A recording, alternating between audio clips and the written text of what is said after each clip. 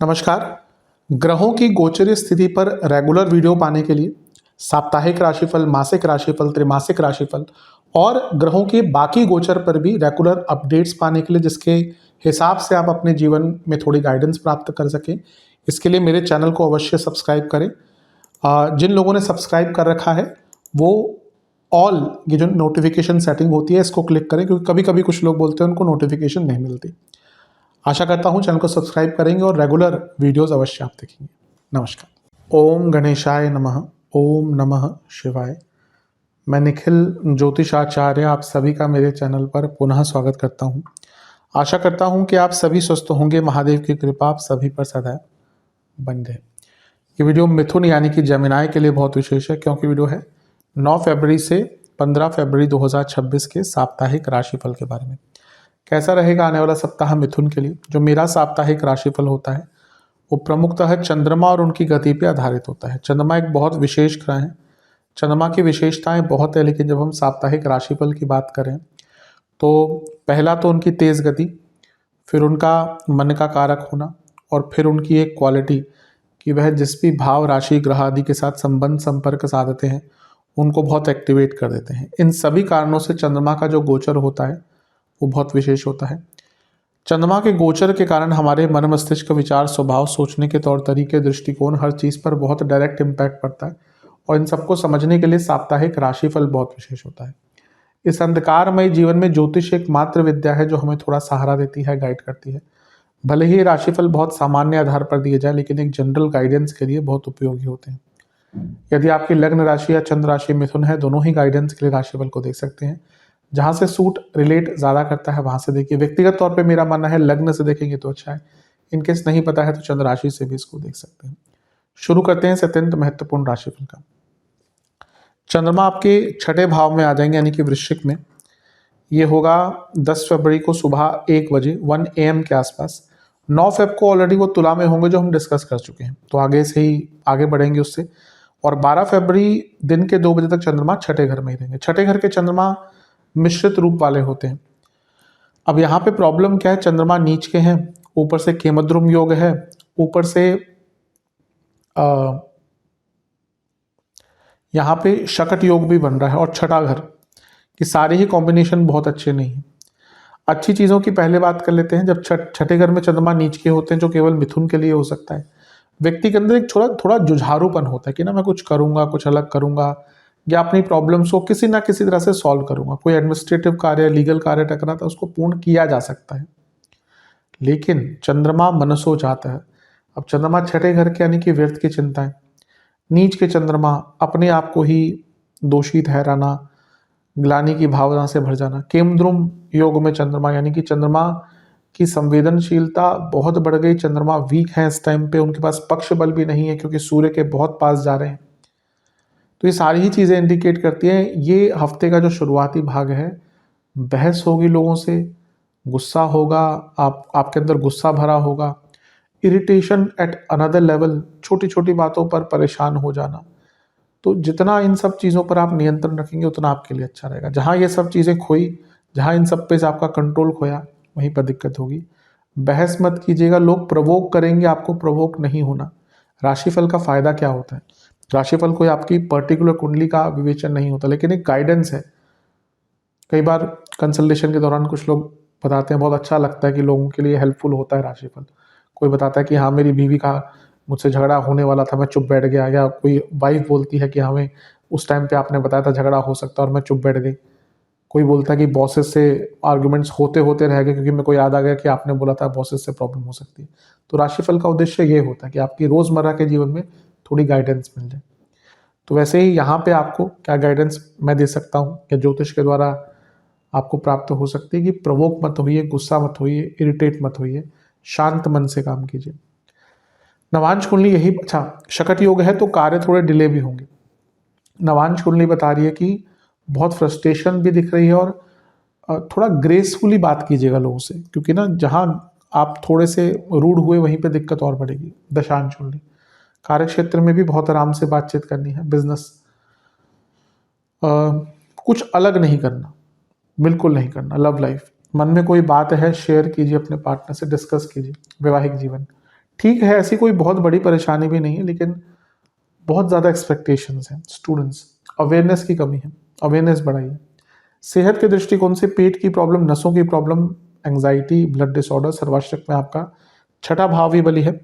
ये अपने आप में अंकित कर रहा है कि व्यर्थ की चिंताओं का कोई लिमिट नहीं, की कोई लिमिट नहीं होगी। चंद्रमा आगे बढ़ जाएंगे 12 फरवरी को दिन के 2 बजे, और 15 फरवरी सुबह के 1 बजे तक यहीं पर रहेंगे।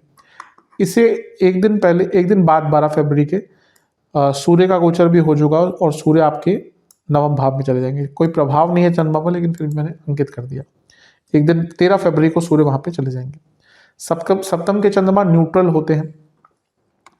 हाँ, ये है कि आपके लिए वो धनेश है, तो जब वो सप्तम में आकर लग्न को देख लेंगे तो धन योग बहुत उच्च कोटि का बनाते हैं। सप्तम में है तो बिजनेस के लिए भी अच्छा है, और हफ्ते के शुरुआती भाग के कंपैरेटिवली चीजें ठीक रहेंगी। क्यों? क्योंकि केमद्रुम खत्म हो गया, यहाँ मंगल है तो केमद्रुम खत्म हो गया, छठे घर का प्रभाव, नीच का प्रभाव खत्म हो गया, गजकेसरी योग बन गया गुरु और चंद्रमा के बीच में। तो हफ्ते का ये जो भाग है काफी अच्छा है। गुरु दशमेश है, सप्तमेश है, तो बिजनेस करियर दोनों में धन का लाभ दिख रहा है। हाँ, प्रॉब्लम तो यहाँ पे भी थोड़ी बहुत है। थोड़ी बहुत प्रॉब्लम यह है कि चंद्रमा पर 3 ग्रहों का प्रभाव है, शनि, गुरु और केतु। अब गुरु तो गजकेसरी योग बना रहे हैं, लेकिन वो बाधक भी हैं, तो चीजों को रफ्तार नहीं मिलेगी। और शनि का प्रभाव विषदोष क्रिएट करता ही है, और शनि अष्टमेश है, और केतु का प्रभाव भी। इसमें होगा क्या ना कि पब्लिक लाइफ में आप बहुत ज़्यादा इन्वॉल्व नहीं रह पाएंगे, भले आपको कोई काम भी हो। ठीक है, कुछ लोग होते हैं बहुत प्राइवेट होते हैं, उनका काम भी उतना पब्लिक नहीं होता, तो ठीक है।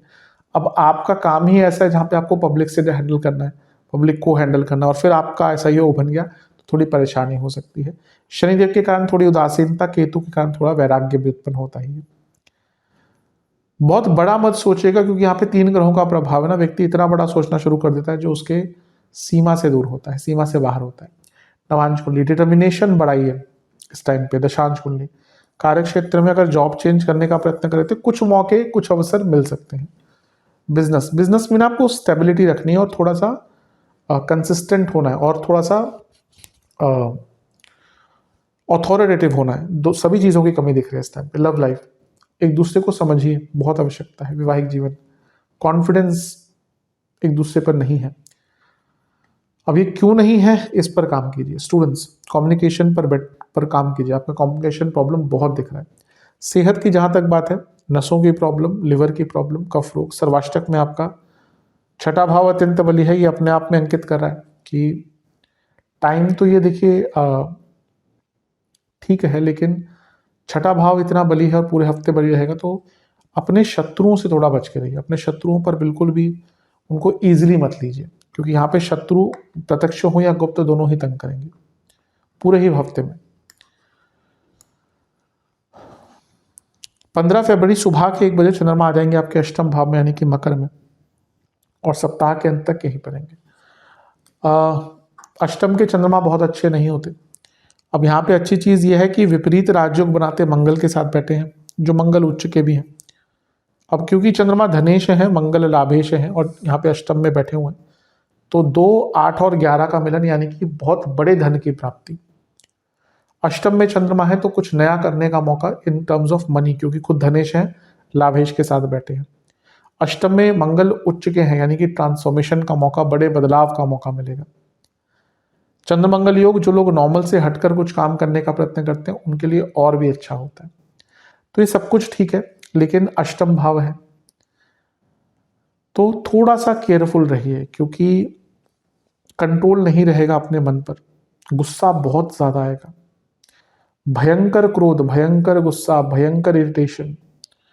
और क्योंकि शकट योग भी बन रहा है तो चीजें स्टेबल नहीं रहेंगी, यानी कि काम अटकेंगे, और उसके कारण परेशान आप और ज्यादा होंगे।